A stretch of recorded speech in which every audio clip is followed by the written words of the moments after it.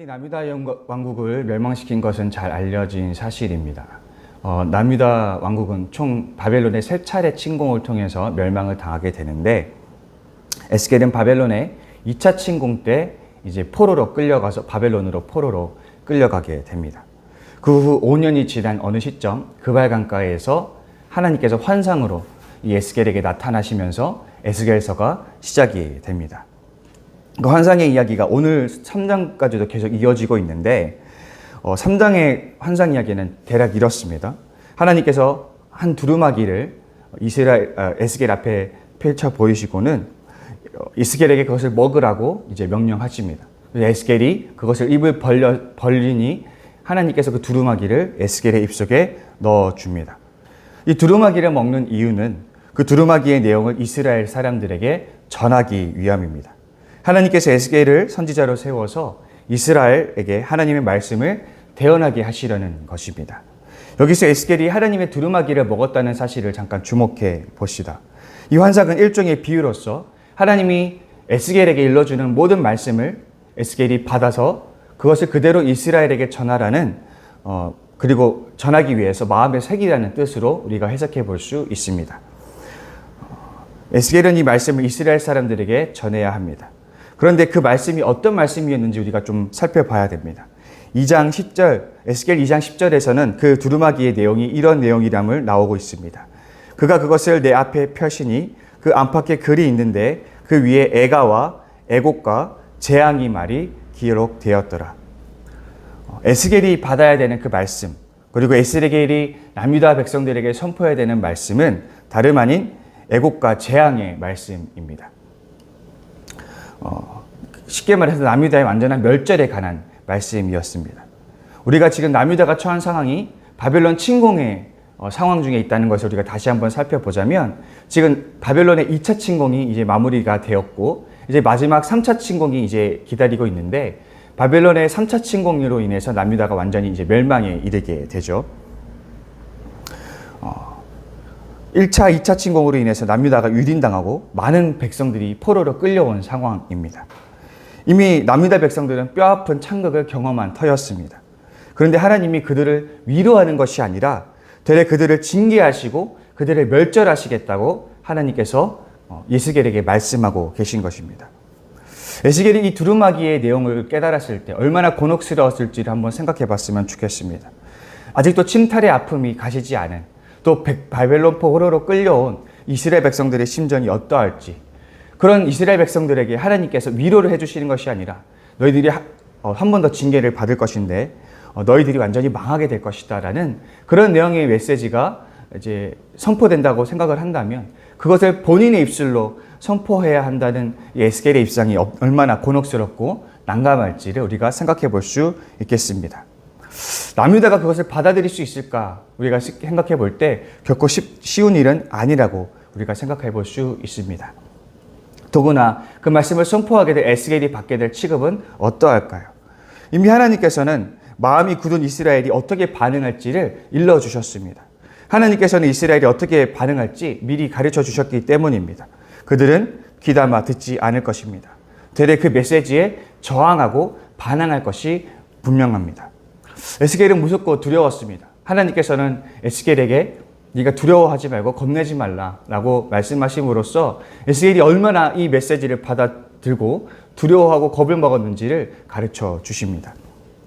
아마도 그는 눈물의 선지자 에레미야가 동족들에게 당했던 그 조롱과 멸시와 박해를 그 역시도 당하는 것이 아닐까, 그렇게 걱정했을지도 모르겠습니다.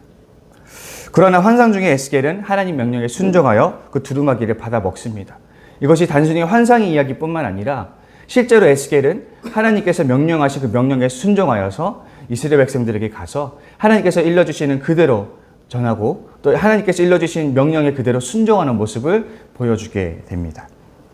우리는 여기서 에스겔에게서 한 가지 배울 점이 있습니다. 그는 하나님의 말씀을 자신의 기준에 따라 선별하지 않았습니다. 에스겔은 하나님의 말씀을 그 하나님 말씀 권위 그대로 인정하고 순종하여 행했다라는 것입니다. 우리는 우리에게 듣기 좋은 메시지만 받아들일 것이 아니라 우리가 듣기 거북하고 불편한 메시지에도 아멘 할 줄 알아야 합니다. 우리는 말씀을 취사 선택하는 습관을 버려야 합니다. 왜냐하면 우리를 살리는 말씀은 우리 귀에 편안한 소리가 아니라 우리 귀에 듣기 불쾌하고 거북한 소리이기 때문입니다. 달리기의 효험이 매우 뛰어나다는 것은 잘 알려진 사실입니다.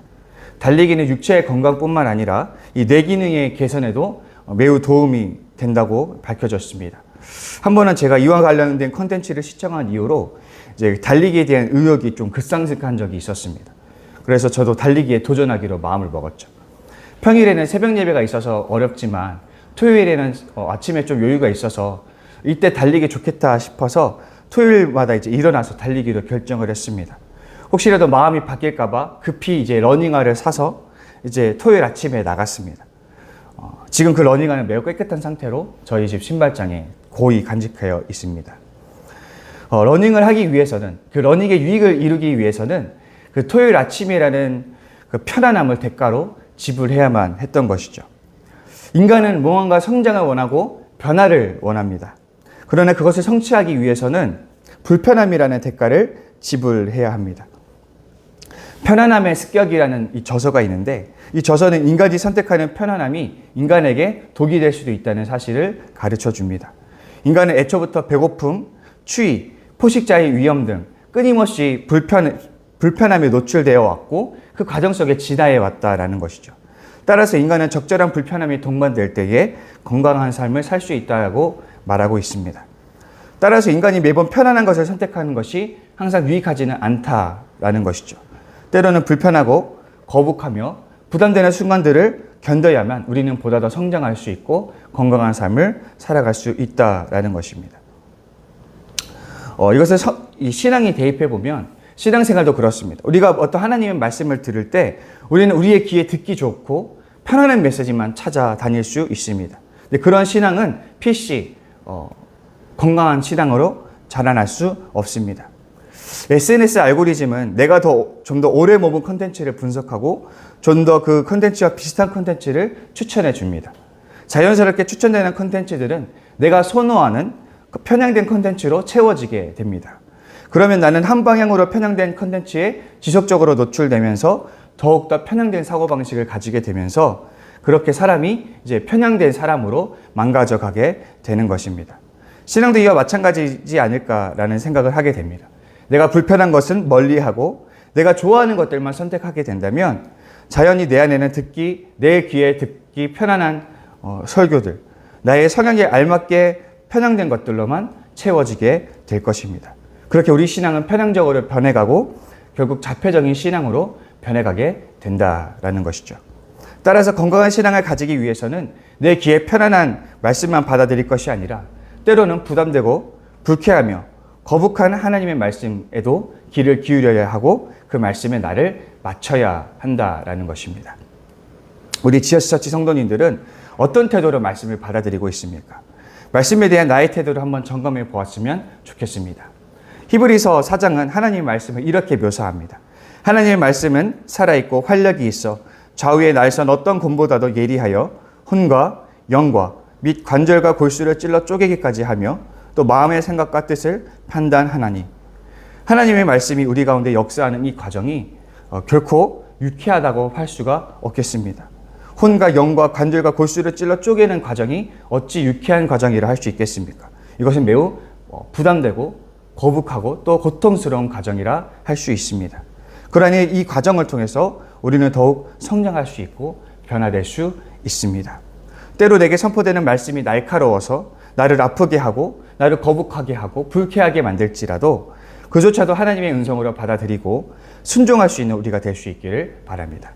말씀을 나에게 맞추지 말고 우리가 우리 자신을 하나님의 선포되는 말씀에 맞출 수 있는 복된 여러분이 될 수 있기를 간절히 소망합니다. 하나님은 에스겔에게 말씀을 선포하라고 명령하지만 이스라엘이 어떻게 반응할지에 대해서도 가르쳐 주셨습니다. 하나님은 이스라엘의 태도에 대해서 이렇게 묘사합니다. 이스라엘의 족속은 이마가 굳고 마음이 굳어 내 말을 듣고자 아니하리니 이는 내 말을 듣고자 아니함이라. 이마가 굳다라는 표현은 이 목이 굳다라는 표현에서 변형된 것으로 보입니다.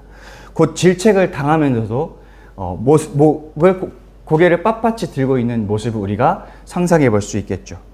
즉 하나님의 경고의 말씀을 들어도 회개하지 않고 완고하게 고집을 부리는 이스라엘의 영적 상태를 하나님께서 꼬집어 말하고 계신 것입니다. 하나님은 이들의 완고함을 꼬집기 위해서 6절에서도 이렇게 말씀하십니다. 너를 언어가 다르거나 말이 어려워 내가 그들의 말을 알아듣지 못할 나라들에게 보내는 것이 아니니라. 내가 너를 그들에게 보냈다면 그들은 정녕 내 말을 들었으리라. 하나님은 완고한 이스라엘이 회개하는 것보다 이방인들이 회개하는 것이 더 가능성이 크다고 말씀하시면서 그만큼 이스라엘의 완고함이 질기다는 것을 조롱하고 계십니다. 이렇게 하나님께서는 이스라엘의 반응을 어떠할 것인지를 에스겔에게 분명히 말씀해 주셨습니다. 그러니까 하나님께서는 에스겔을 위로하고 계신 것이죠. 네가 가서 말씀을 전하겠지만 그들이 너의 말씀을 듣지 않을 것이다. 그러나 그럴 때 두려워하지 말라. 그들이 너의 말을 듣지 않는 것은 나의 말을 듣지 아니하기 때문이다. 라고 미리 언지를 주시면서 이스라엘이 어떻게 나올지를 미리 말씀해 주시는 것이죠. 따라서 이스라엘의 사명은 분명합니다. 그는 하나님이 일러주신 대로 전하기만 하면 되는 것입니다. 에스겔은 혹여나 이스라엘이 거부하지는 않을까, 자신의 말씀을 듣고 회개하지 않을까 염려하거나 걱정할 필요가 없습니다. 왜냐하면 그는 결과에 대해서 미리 들어 알고 있기 때문입니다. 즉 에스겔은 애초에 결과를 바라고 그 일을 하는 것이 아니라는 것을 우리가 알 수 있습니다. 그저 에스겔은 하나님 말씀에 순종할 뿐입니다. 에스겔의 역할은 그저 전하는 것에 있다라는 것입니다. 사실 예언자는 하나님의 말씀을 대언하는 자입니다. 따라서 예언자는 마땅히 하나님의 말씀을 선포할 의무가 있습니다. 그리고 예언자의 의무는 딱 거기까지입니다. 예언자는 하나님의 말씀을 선포한 것으로 자신의 소명을 다한 것입니다. 그 이후의 결과에 대해서는 예언자는 아무런 책임을 질 필요가 없습니다. 왜냐하면 말씀이 선포된 이후로 일어날 일은, 그 결과는 철저히 하나님의 소관이기 때문입니다. 우리는 이러한 의식을 가지고 하나님의 일들을 감당해야만 합니다. 성도는 하나님의 일을 할 때에 결과에 천착할 필요가 없다는 사실을 기억해야만 합니다. 마가복음 4장에서는 자라나는 씨 비유가 등장합니다.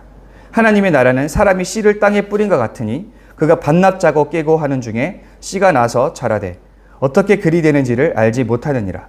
땅이 스스로 열매를 맺되 처음에는 싹이요 다음에는 이삭이요 다음에는 이삭이 충실한 곡식이라. 이 비유에서 씨를 뿌리는 자는 그저 씨를 뿌리는 데에만 집중하고 있습니다. 그 뒤로 씨가 자라나게끔 관리를 해 주어야 함에도 불구하고 전혀 무관심합니다. 그럼에도 불구하고 이 씨를 뿌린 농부의 무관심 속에서도 알아서 열매를 맺게 됩니다. 이 비유는 하나님의 나라가 인간의 어떤 노력 여하가 아니라 하나님의 주권에 따라, 하나님의 섭리에 따라서 하나님 나라가 스스로 자라나고 있음을 가르쳐 주고 있습니다. 자본주의의 세례를 받고 태어난 현대인들은 이 성과에 연연해야 하는 습성을 버리기가 힘듭니다. 성도들 역시 사역의 평가 유무를 눈에 보이는 성과로 판단할 때가 간혹 있습니다. 그러나 하나님의 나라는 인간의 유의미한 성과에 따라 좌우되지 않습니다. 우리가 열심히 무언가 하나님 위해서 열심히 일을 한다고 해서 하나님의 나라가 더 확장되거나 우리가 조금 부족하고 못났다 해서 하나님 나라가 자라나지 않는다, 이렇게 말할 수가 없는 것이죠. 하나님의 나라가 성장하는 것은 철저히 인간의 노력을 초월한 하나님의 주권에 달린 문제라는 것입니다. 따라서 하나님은 우리에게 유의미한 성과를 내라고 닥달하는 CEO라고 말할 수가 없는 것입니다. 인간이 감당하는 사역의 모든 결실은 철저히 하나님의 소관에 있습니다. 성도는 다만 하나님 말씀에 순종하여 행동할 뿐입니다. 우리가 주님의 일을 하는 이유는 그것이 주님의 뜻이기에, 그것이 옳은 일이기에 행동하는 것이지 우리가 어떤 결실을 맺기 위해서, 그래서 우리가 거기서 어떤 보람과 의미를 찾기 위해서가 아니라는 사실을 우리는 기억해야만 합니다. 많은 성도들이 하나님, 내가 이렇게 기도하고 이렇게 열심을 내어 이렇게 헌신했는데 왜 아무런 변화가 일어나지 않습니까? 라는 그런 탄식의 기도를 하나님께 드릴 때가 있습니다. 그런데 그것은 엄연히 말하면 내가 하나님의 역할까지 하려는, 하나님의 노력까지 하려는 몰건 행위라는 사실을 기억해야 한다라는 것입니다. 오늘 분투하여 하나님의 일을 하였음에도 만족할 만한 결과가 없으십니까? 그것으로 인해 낙심이 되십니까? 낙심하지 마시기 바랍니다. 우리는 우리의 소임을 이미 다한 것입니다. 우리는 하나님의 일을 이미 순종하여 행함으로써 그것으로 우리는 순종을 하였고 그것으로 우리의 역할을 다했기 때문에 우리는 그것으로 만족할 충분한 가치가 있습니다. 성과라는 압박에서 자유로워지기 바랍니다. 결과를 철저히 하나님께 내어 맡기시기 바랍니다. 하나님께서 하나님의 때에 맞게 하나님의 섭리에 따라 아름답게 일하실 것을 기대하시기 바랍니다. 우리가 인식하든지 인식하지 못하든지 하나님은 하나님의 일을 하나님의 때에 제때 감당하실 것입니다. 그러니 오늘 에스겔이 부름받아서 이스라엘에게 갈 때에 너는 그저 전하기만 하라라는 명령에 순종하여서 가서 전하는 데 열심을 내었듯이 우리 성도들도 하나님 말씀에 순종하여 가서 전하는 데 힘쓸 수 있기를 바랍니다. 그들이 듣든지 아니 듣든지 우리는 우리의 역할을 다할 때에 하나님께서는 우리에게 착하고 충성된 종이라고 칭찬해 주실 것입니다. 그러니 우리 성도님들 결과는 주님께 내어 맡기고 오늘 내가 할 수 있는 일들에 최선을 다해 감당할 수 있는 복된 저와 여러분이 될 수 있기를 간절히 소망합니다. 우리 시간 함께 기도하기를 원합니다. 먼저 기도하실 때 하나님 우리가 오늘 들은 말씀을 가지고 하나님 말씀을 나에게 맞추는 것이 아니라 내가 말씀에 맞출 수 있는, 내가 말씀에 순종할 수 있는 내가 될 수 있게 하여 주시옵소서. 그렇게 위해서 기도해 주시고 또 우리 지저스처치의 7월 사역들 회복은 맡김이라는 주제를 가지고 나아가고 있는데 하나님 이 7월 가운데 놀라우신 주의 회복이 일어날 수 있도록 도와주옵소서 위해서 기도해 주시고 또 여름 수련회 일정이 지속되고 있습니다. 어린이교회, 청소년교회, 그리고 청장년부, 그리고 종교인 야외 수요 예배까지 아버지 7월에 예비된 모든 수련회 주님께서 함께하여 주셔서 은혜 가운데 마칠 수 있도록 역사하여 주시옵소서 위해서 기도해 주시고 또 수험생들이 있습니다. 하나님 그 수험생들이 이 더운 여름을 잘 통과해내서 정말 그 목적하는 대학에 이르기까지 모든 과정들을 주님이 주시는 지혜와 능력으로 잘 감당할 수 있게 하여 주시옵소서 위해서 기도해 주시고 또 우리가 성산교회 통합 관련되어 지금 기도 중에 있습니다. 하나님 이 모든 주님의 이 뜻이 이 과정들이 주님의 뜻대로 이루어질 수 있도록 주님 도와주시옵소서 위에서 기도하실 때에 우리 주기도문으로 신앙 고백하시고 기도의 자리로 나아가겠습니다. 하늘에 계신 우리 아버지, 아버지의 이름을 거룩하게 하시며 아버지의 나라가 오게 하시며 아버지의 뜻이 하늘에서와 같이 땅에서도 이루어지게 하소서. 오늘 우리에게 일용할 양식을 주시고 우리가 우리에게 잘못한 사람을 용서하여 준 것 같이 우리 죄를 용서하여 주시고 우리를 시험에 빠지지 않게 하시고 악에서 구하소서. 나라와 권능과 영광이 영원히 아버지의 것입니다. 아멘.